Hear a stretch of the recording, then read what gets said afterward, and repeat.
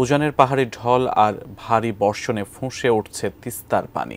এতে উত্তরের জেলা লালমনিরহাট, কুড়িগ্রাম, রংপুর ও নীলফামারীর নিম্নাঞ্চলে বন্যা পরিস্থিতির সৃষ্টি হয়েছে।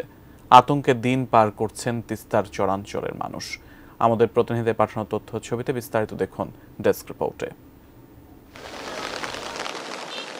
কয়েকদিনের টানা বর্ষণ ও ভারতের উজান থেকে আসা পানির তোড়ে লালমনিরহাটের তিস্তা, ধরলা ও সানিয়াজান নদীর পানি অব্যাহতভাবে বাড়ছে।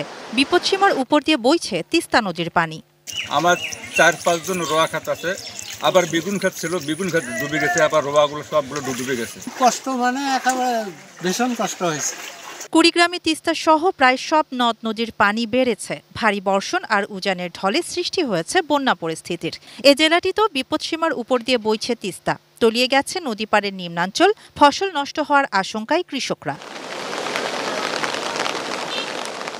রংপুরেও বিপদসীমার উপর দিয়ে প্রবাহিত হচ্ছে তিস্তার পানি। এরই মধ্যে প্লাবিত হয়েছে তিস্তার গঙ্গাচড়া, কাউনিয়া, পীরগাছা উপজেলার 12টি ইউনিয়ন। 65% পর্যন্ত বিদ্যুৎ বিল সাশ্রয় করে আপনাকে রাখে প্রশান্তিতে। ওয়ালটন ফ্যান হাওয়া বদলে দেয়।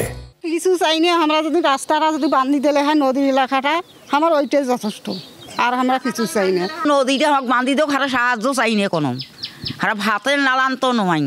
তবে নীলফামারীতে পরিস্থিতির উন্নতি হতে শুরু করেছে। তিস্তার পানি কমে আসায় বাড়িঘর থেকে বন্যার পানি নামতে শুরু করেছে। পানির চাপ সামলাতে তিস্তার 44টি জলকপাট খুলে দিয়েছে পাউবো কর্তৃপক্ষ।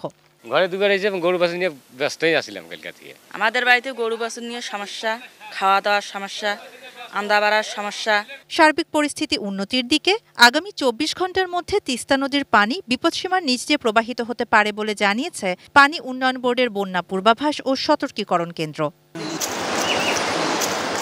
শাহানা জাহান, ডেস্ক রিপোর্ট, ATN নিউজ।